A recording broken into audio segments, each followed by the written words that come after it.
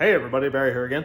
Got a couple parts in today that I thought I would do a quick unboxing and review and see how it looks. So here I have two DNA motoring 38mm wastegates. I bought these from Amazon, but I am absolutely not affiliated with the seller or with Amazon, so this is going to be a true to life unboxing and review. Not biased, and I really like unbiased reviews, so this is what it's going to be. So initial inspection looks pretty good. It's clean. It's got some rough looking castings here. You know, you can see that it's not crazy amazing quality, but it's not bad. Right out of the box, this first one right here had a piece of metal shaving down where the fire ring would sit. I'd always suggest taking this stuff out, taking it apart, doing a full visual inspection on it. So that's what I'm going to be doing. Here's the flange that will be on the base. You can see how it's got a groove for the fire ring there. The fit looks not terrible. Doesn't look too terrible at all. I can't really see any big amount of daylight. You can see a little bit right down here, but the gaskets are thick, and I don't think I have any worries that that'll compress or not. I'll probably use some ultra copper gasket maker on this anyway. The two gaskets, they look like they're in fine shape, and they look like they fit well. So let's lay those aside, and we'll take it to the fire ring. So we can see the groove here. This is where the pipe is going to sit, so it'll be able to sit below flush, and then you just weld it around. The fire ring sits down like this, and then you just push it in flat. So it would go a fire ring, then the gasket, and then your flange would go like this.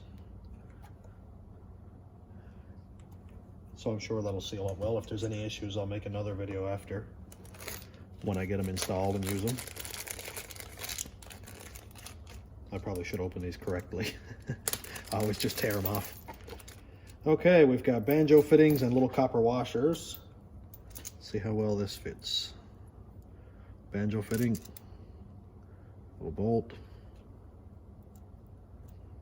This one here, so we do have copper washers on both sides.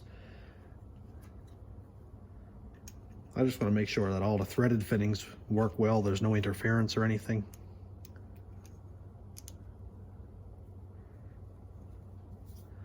Looks like they fit well enough. And I'm using a 3-port boost controller, so I don't think I'll be needing a top port on this, but I won't plug it either. So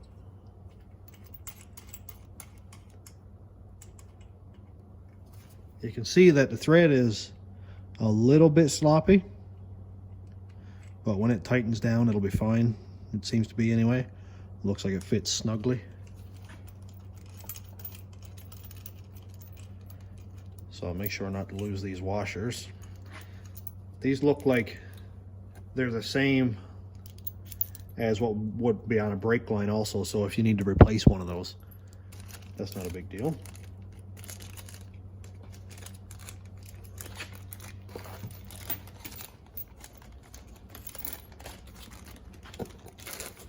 Here's some more installation hardware. This would be for the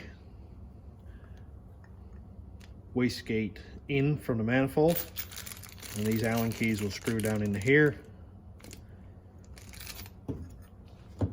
And these are also threaded, so we seem to be missing 2 bolts. And they gave us nuts for some reason, which I'm not quite sure why. Because this has a threaded opening here, and then the one that comes into the wastegate from the manifold is threaded. So that would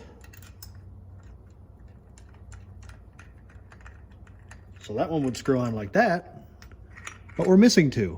So I might have to grab 2 more bolts and put in here. So that's something small that's just missing out of the kit.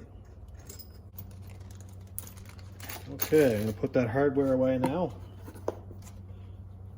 I should add that this packaging is actually really nice. It's cool how it's all separated. It's in a nice sponge packaging, so if you drop this, it's not gonna get hurt. You know, if you're dropping in shipping or something like that. It's very well packaged and everything is separated. You're not gonna be crushing the gaskets because they're just thrown in there like that. I do like that. So let's pull this apart and get into the in-depth inspection. So I'm gonna take off all of these screws here. There's 6 of them. You want to take them off in a star pattern so that this flange doesn't warp or strip out one of the holes.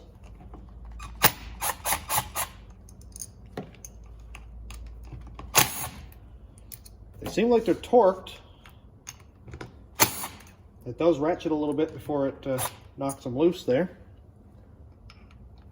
For the last couple, I'm going to hold it down by hand because there's a spring in here.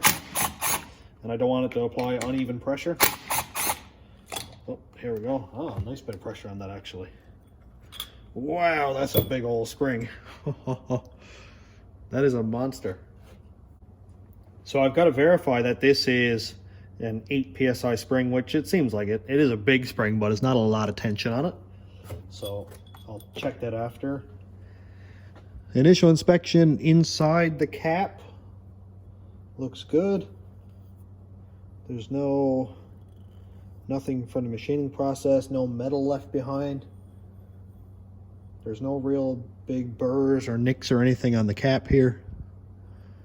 Looks good on the outside, the threads look good.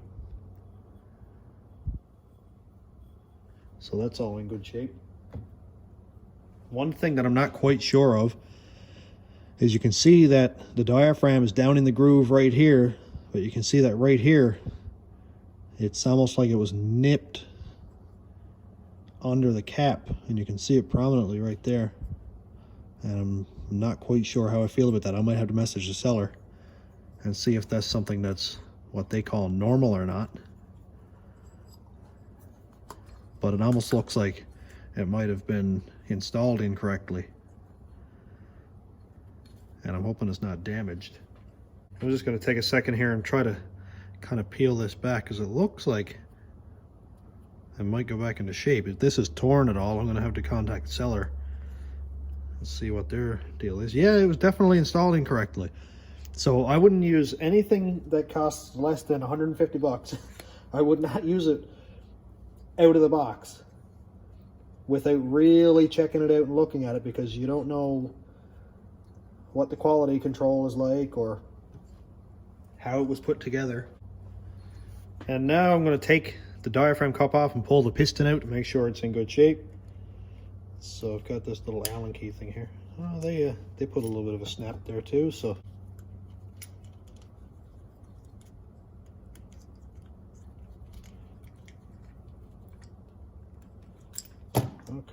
okay, so that's just a sort of like a jam nut, these little set screws are.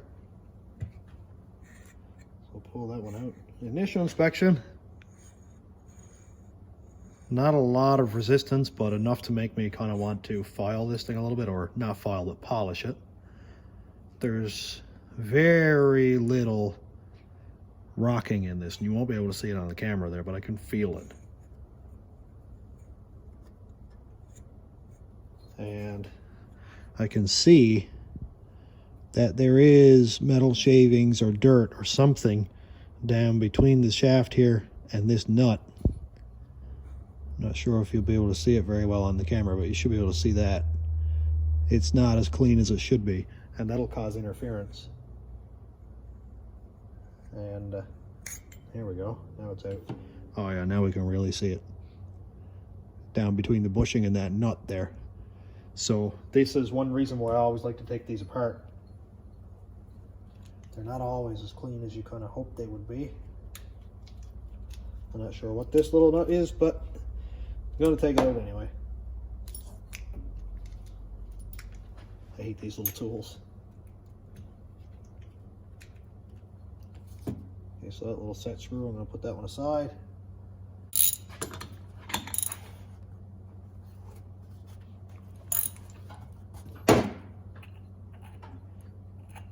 So I think that little set screw was a stop that stops this thing from unscrewing on its own, which is a nice little feature. It's not something that was probably necessary, but definitely not a bad thing. Okay, this looks like it's in good shape. It's actually pretty nice little machine. It looks flat, all one unit. There's an O-ring right here that stops leaks from boost leaking down into the exhaust, or exhaust leaking up through. So I'm going to leave that on so I don't tear up that seal. But you can also see that there's some very harsh burrs right here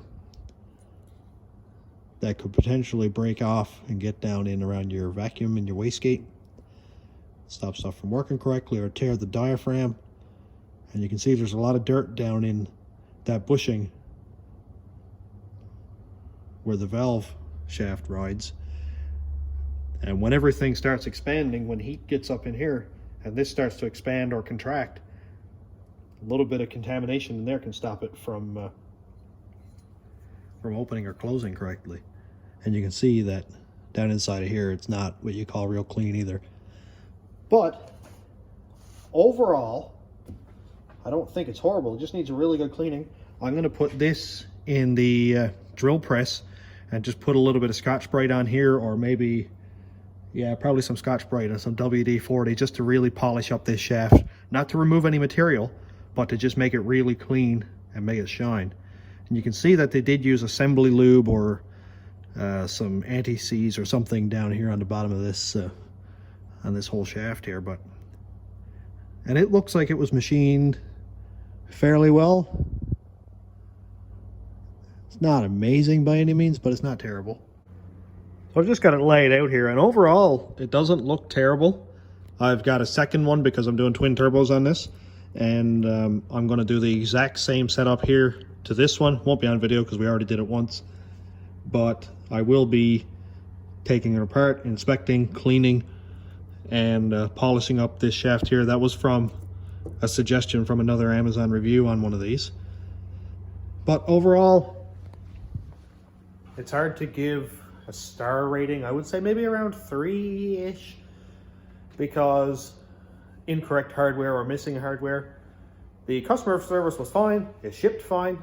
This is March the 8th, and it's not supposed to be here until the 14th, so the shipping is no issue whatsoever. And the price was fine. It was like 72 bucks each Canadian. So US guys, probably 55, 60 bucks. So as for price, absolutely no complaints, because obviously it's cheap. So hopefully this review helped and helped you make a decision on whether or not to buy these, or if you do buy them, what to look out for. And thanks for watching. Thanks for checking out the channel. Thanks to my patrons and YouTube members. If you want to check out the Patreon, it is patreon.com/stationroadratrods. And the YouTube members link is down here. And thanks for watching. Have a great day, everybody.